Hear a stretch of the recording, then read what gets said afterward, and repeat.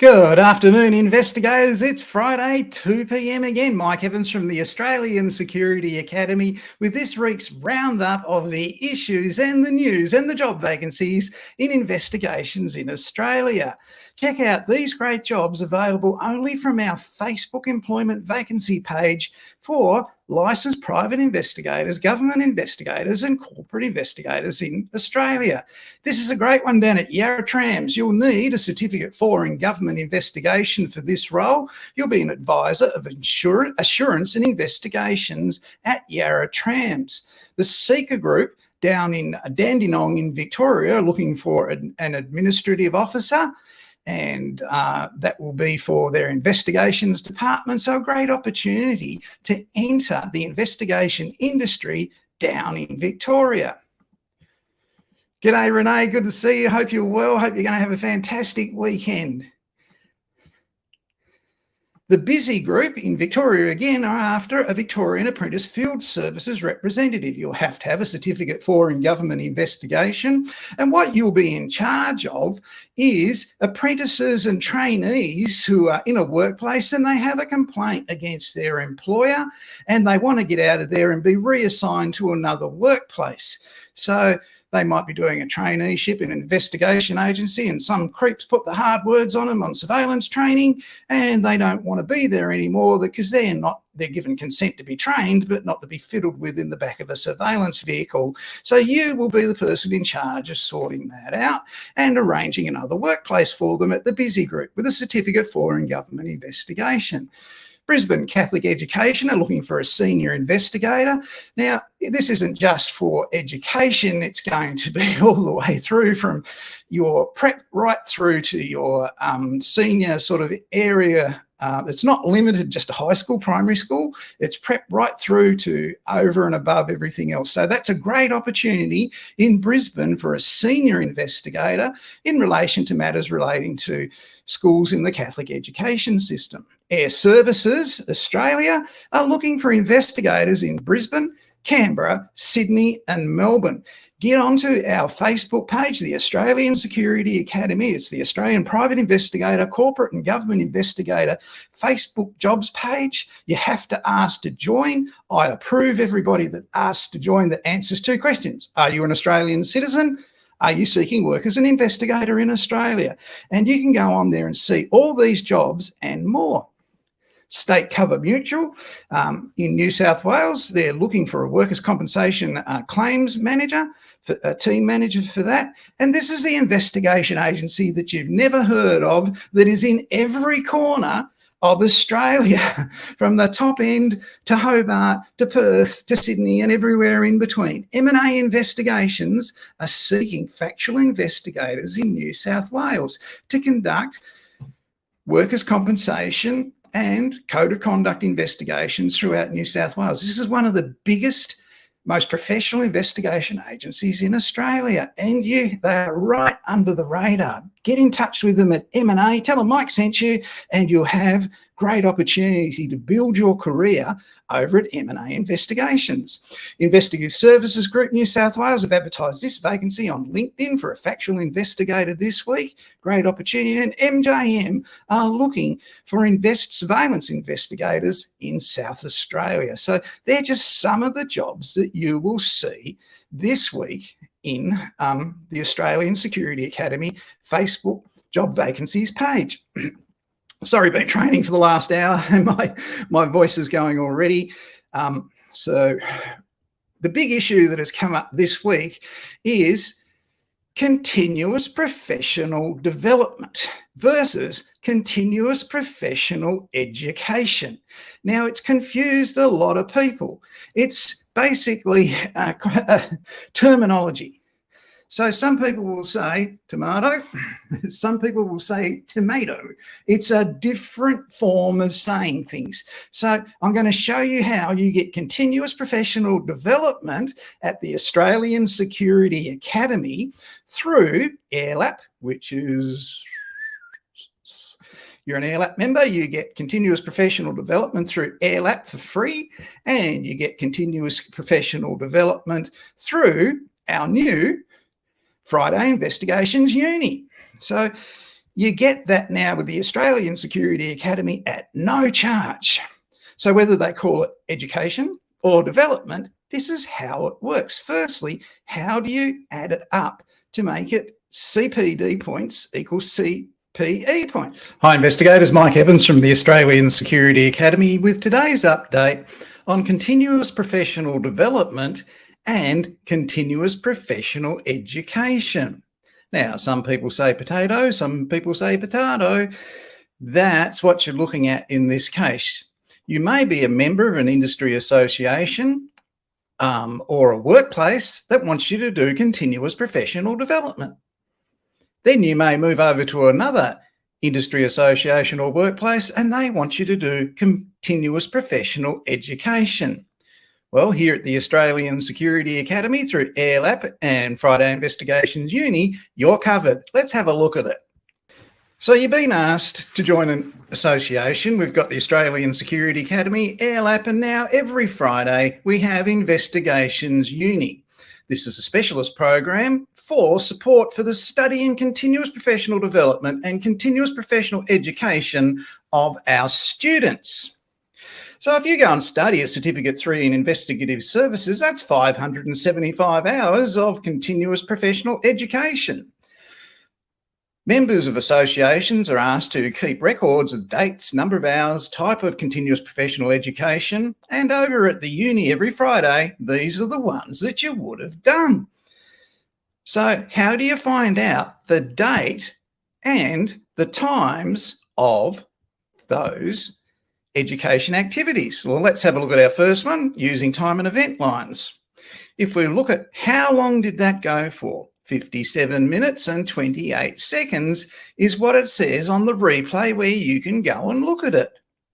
Then you've got to go and do your assessment and get your completed statement of completion. So you go and log into that, you do your assessment, and there's your statement of completion on time and event lines. You may then download that and have that as evidence of your continuous professional development.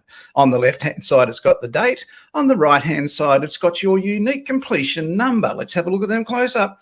Date over on the left, and over on the other side is your unique completion number.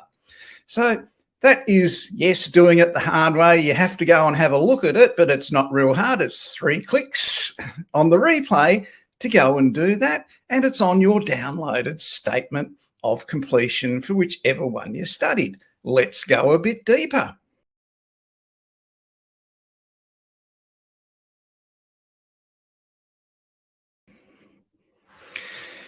You can get professional development points for training you've conducted and with the activities we've just looked at, and you can participate in prestigious industry awards and get points for that or education.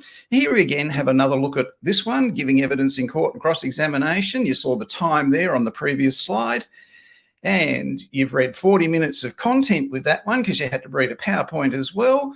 And you download, there is the date you completed and your unique number. So the two activities we've just done, time and event line and that one, equals that amount of points. We move on to the next one, which is hearsay evidence. Again, you've got on the left-hand side the date you did it, on the right-hand side the unique number stating that you actually did it, and that can be verified. So those 3 combined activities are 8 CPD points or 3 hours 30 minutes of CPE. When you go and have a look at all the ones you've done in your Friday Investigation Uni, this is the potential up until the 9th of December 2022. 58 CPD points or 56 hours 30 minutes of CPE. So what I've done now is I've updated the completion statements to reflect both. So moving forward from this Friday, you'll have your CPD points and your CPE times on your statement of completion from Friday Uni. So get on board with it, people. If your industry association, your employer or your client wants you to do CPE or CPD, you're covered. And you've got a record of it. All that comes with your course at the Australian Security Academy with no extra cost, and continuous professional development, continuous professional education, and free membership of the best investigation industry association in Australia, AIRLAP. I'm Mike Evans from the Australian Security Academy. I'll see you Friday on Spy Curious or on Friday Investigations Uni. So what you're seeing there now is the evolution of investigation industry associations combined with continuous professional development, continuous professional education, registered training organisation, and opportunities for continuous professional development beyond your original course that don't cost a thing. No annual membership fees. No constantly begging people to go to meetings. No intense 1-minute annual conference followed by 30 police officers telling you about their time in the police that's irrelevant to what you do as a licensed private investigator or a government investigator. So what you're looking at is below the middle there where it's consistency. Every week at Investigations Uni, you are studying a different subject that's relevant to your work consistently. It's not just an annual conference that flares up big time once a year, then a couple of minor reminders. You're being consistent. This is what it looks like. The intense one, other organisations is there. This one that we do at Investigations Uni is consistent and it's going really well. So we have now 110 participants joined up for that each week. No one's more surprised about that than me. It's been consistent and moving along quite nicely. It will continue over Christmas into the new year as well. It runs for 20 weeks before we start again. In news this week, we talked last week about if you had issues as a small business manager, you weren't travelling too well mentally, Beyond Blue have now come out with the Small Business Owners Kit to help you through any troubled times you may have. So you can get on the Beyond Blue's website and you can submit an inquiry and get their kit. You don't have to spend hours waiting to speak to someone. You just download it and look at the information there of what they've got. Sean Buckley down in Melbourne, who got himself into all sorts of trouble for recordings with his girlfriend, has been in court this week. There's been issues about the recordings and where they went to, so that's happening down in Melbourne. You notice we've had a history of his offensive ads on this program. You can go back and look at other programs and see that. In the Gold Coast this week, Michael Jacob was found guilty of arson in his barbershop and has been remanded in custody to come back on the 17th of January for sentencing. So he's set fire to his own barbershop. Very interesting case played out in court. All sorts of smoke screens were put forward, that sort of thing. Yesterday, a cement truck crashed outside Dreamworld. Sounds like a bad Two Ronnies joke, I know, but this is something we'll follow here because we've had one of these that happened in the country. And it was written off for a reason of too much paperwork. Nothing happened. This is going to be a very expensive crash. A man was badly injured with a back injury. And we'll follow that one and keep you updated on it and compare that to our crash down in Tasmania. One of the things we're going to look at today, building on last week, was some people have mental health issues. Some people have phobias. Do you have a phobia? Clowns? You worried about clowns? Some people are. Kramer off Seinfeld. He didn't like clowns. He had a phobia about those. Spiders, you've got a phobia for spiders. Some people can just brush them off their arm. Other people can't. Snakes, you're phobic against snakes. Some people are, some people aren't. I don't really like them. See them all the time when I'm fishing, tread on them. It's always a surprise to me. And the snake, get trodden on by someone my size. Let's have a look at an investigator, an inspector who had a phobia and how it impacted her. Inspector Jane lived in a lovely cul-de-sac in a suburban area outside Launceston. It was a rural urban area. There were a lot of thefts in their cul-de-sac, so the community got together that lived there and put in cameras for security and signs. She was very pleased with her new jeans that she was going to wear out tonight to the office party, but before she went out, she had to go and get some firewood for the wood heater. She was stacking the firewood on the veranda when she felt something on her leg in her jeans, and she had a phobia about these things, so she dropped her jeans immediately and started jumping around on the veranda where she was stacking the firewood. The cameras caught it all, and people started ringing her to check that she was okay. So what you've got to be careful of is, if you do have a phobia and it strikes you in public, be very careful what you... Yeah, she was jumping around on the veranda. This is her story in our class, not mine. So she was telling us all about smacking herself on the bottom because she has a tiger leech phobia.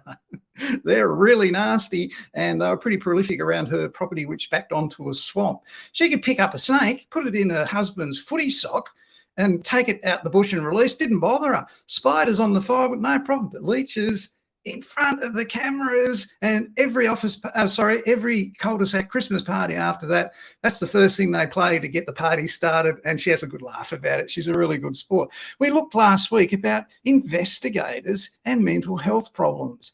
This one is probably not so much more a mental health problem, but a criminal problem. AS versus Murray is a classic example of the kind of idiotic behaviour that licensing authorities have to deal with. So in the case of AS versus Murray, Murray was on Tinder and he was looking through and he saw AS on Tinder who had a Tinder profile.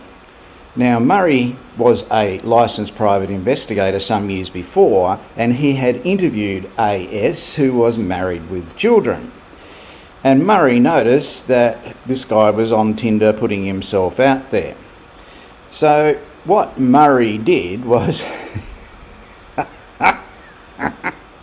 he pretended he was a lady. And he contacted AS, who's had his name suppressed for marital reasons, and demanded $26,666 in the way of extortion against AS, or Murray would tell, who was pretending to be a lady, not Murray. The lady's name that he used was, hang on, I'll find it in a minute.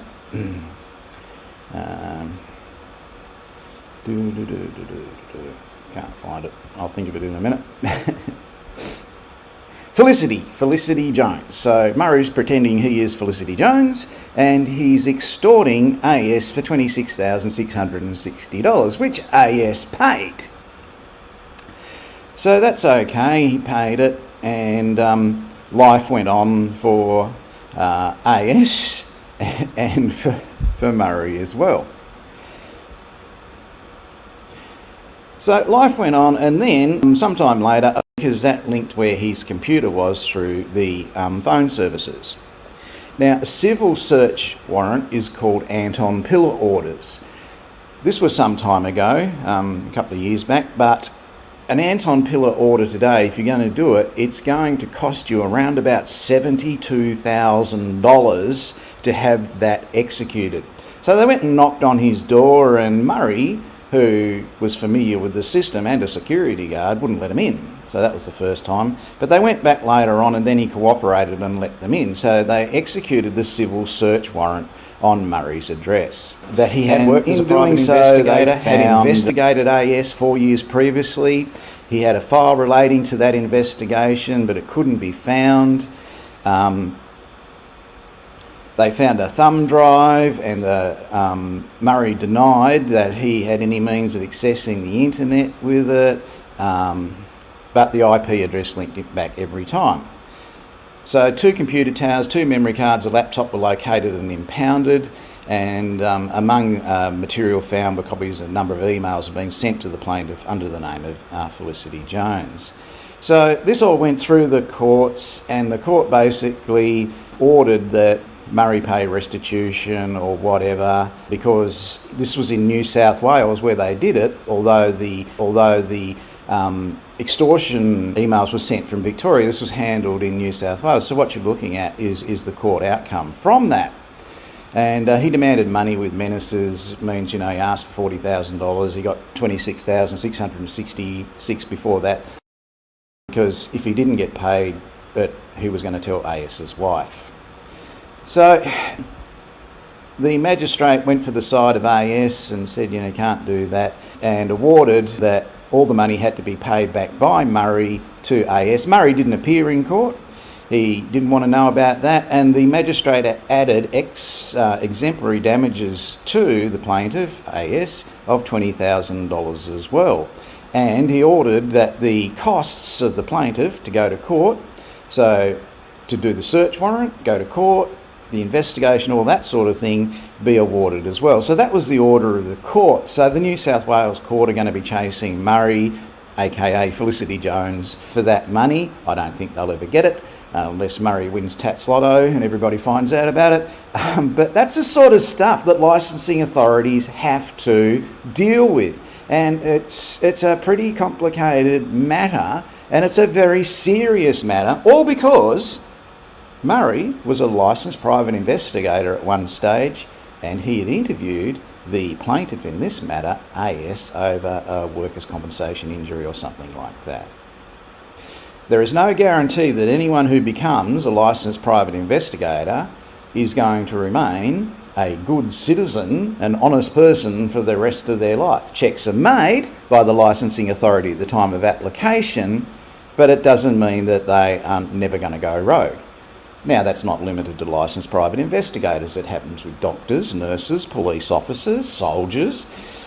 I'm sure it happens in carpet laying and budgerigar breeding as well. But in this case, this is an example of what licensing authorities like the Victorian Police, LRD, have to deal with. So in dealing with this type of thing, they're dealing with issues about dishonesty, extortion, demanding money with menaces. That's why they're so hard in relation to the training and the application process of licensed private investigators. So up in Queensland this week, the Women's Safety Council have come out with their new proposals. So the Queensland Police Service will explore technological options to enable partial download of information from mobile phones and other devices to protect and promote the privacy of victim survivors. So what they're doing is people in relationships, males, are hiring licensed private investigators to do surveillance and exercise coercive control over their wives or spouses or girlfriends or ex-wives or whatever. And so what they're doing is they're having them followed, they're listening to conversations, they're putting trackers on their cars, and this has all come out in the inquiry by the Women's Safety Committee in Queensland.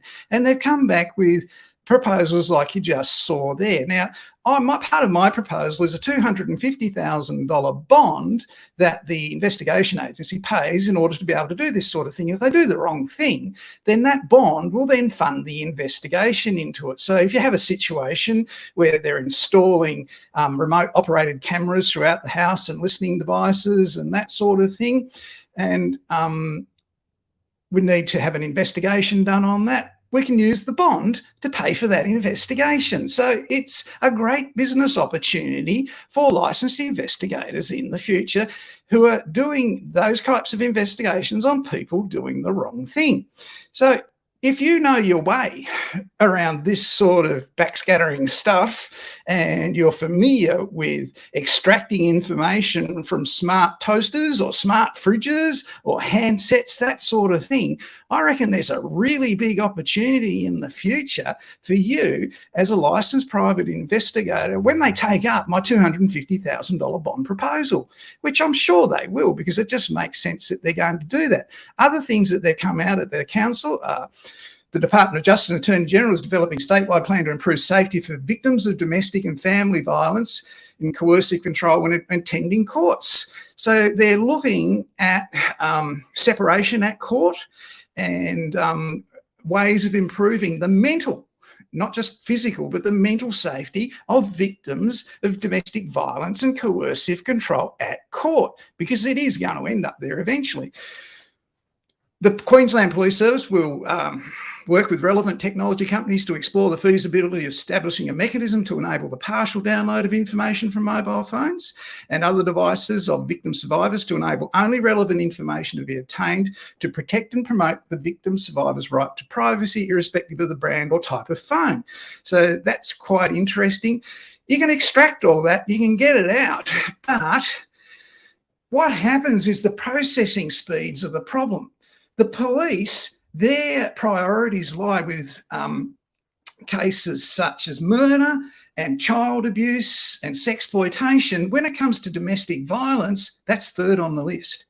So they're extracting and processing all this information, which can take a long time. So therein, again, lies the opportunity. If you have an investigation agency where you can do that technical forensic software examination to extract that information, the audio and video files, and process them so they'll stand up in court, right? That's where your opportunity as a legal investigator will come. And I'm sure that will come sooner rather than later. The technology is getting better. The smart fridges, the smart toasters, the smartphones, the remote operated cameras, the listening devices and the trackers are all sending that information out that's just got to be gotten. The police are overwhelmed with murder and child exploitation. So domestic violence is the issue. So my bond proposal, that will solve that matter and make it someone able to be paid to do that. So that's the future that's coming on in Queensland. The Attorney General, Minister for Justice and Minister for Women and Minister for Prevention of Domestic and Family Violence progressed the following amendments for the Criminal Sexual Offences Act. So they've got all these things about humiliation, embarrassment, because what they're doing, they're using revenge porn, that sort of thing, against the complainant and the victim.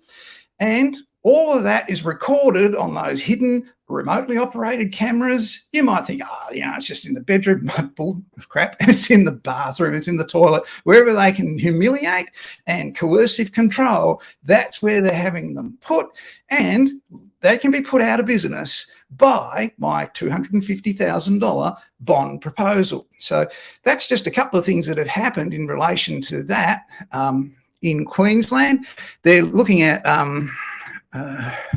pre-recording evidence too when they go to court to reduce the impact on the victims. So there's a whole lot of things coming out from the good work of the Women's Safety Council in Queensland this year. It's very proactive and it's moving ahead, and the police and the government are fully supporting it with initiatives they've got. So that's great to see. I'm really pleased about that in Queensland this week. Earlier on this week, there was a fixated man shot by the police at Monash. He was fixated over the COVID-19 matters. New South Wales, the Australian Security Academy is now fully approved for CPP 30619, Certificate 3 Investigative Services, Training and Delivery in New South Wales. So New South Wales, Victoria and every other state as well. That's really great. At the Hillsong Church, they said they did not in court have to inform anyone that one of the church leaders was a pedophile because his pedophilia took place before the business actually started. Only a lawyer could come up with that kind of defence. So that's something to monitor and watch and see where that goes. I don't think it'll stand up somehow. I'm just not sure. Another example of where investigators have gone rogue. Now, I've given a lot of examples of this over the last 3 weeks, okay? And you might think, there's a lot. There's not. 99.9% of investigators, great people, right? Of our 7,400 investigators in Australia, they do the right thing. Here's one that he worshipped his controller, the person that manipulated him, and at the age of 57, got life imprisonment.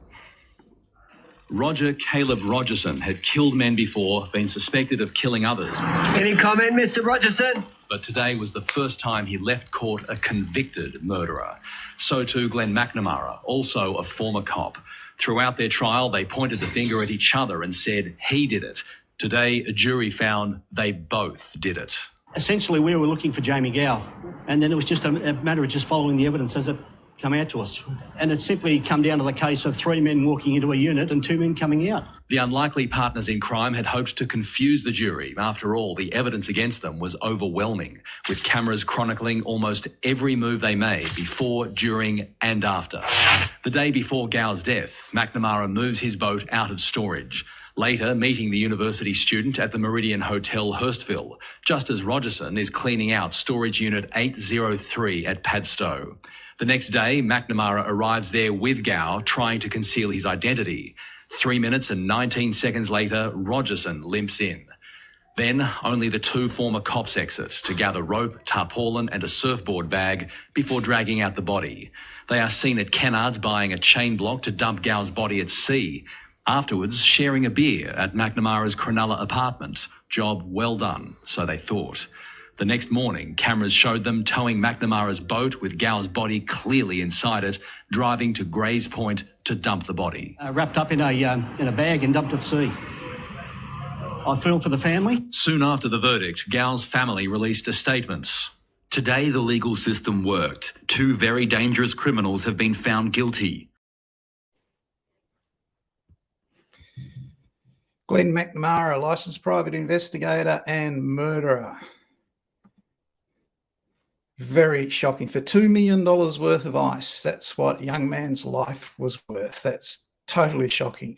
So, look, that happens. You're not responsible for it. You wouldn't do it. It's a great job being a licensed private investigator. My point is, do not be manipulated. Do not be controlled by anybody you think just because they're loud in a Facebook group that they're right and everything they say is correct. It's not. It isn't. Okay, you go your own way, you do your own thing, you don't listen to people that can get you into that kind of trouble. You don't do what Murray did to AS. You wouldn't even think of that. You don't use trackers. That's really important. You do not use listening devices. You do not install trackers. People will wonder what you're doing. Are you installing a tracker or are you sticking a bomb under the car? They don't know. It upsets people. Your job as an investigator, it's great fun. You'll enjoy it.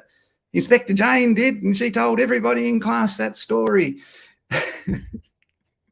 So it's a great job. There's lots of work available. Get on our Facebook page and see the job opportunities, people. They're there. And don't forget, if you haven't been invited to Investigator Uni and you're an Australian Security Academy graduate student and you need those CPD points or CPE points for your investigation association, your workplace or your client who wants you to have them, they're free. And there's 58 CPD points sitting there to be had, and you can download a certificate with your name on it and a unique date on it and, and a set of steak knives. I'll see you next week on Spy Curious, the #1 information news source for the Australian corporate, government and licensed private investigator. I'm Mike Evans. It's been really great seeing you today. That's my 2 hours of training over for the week. See you next week.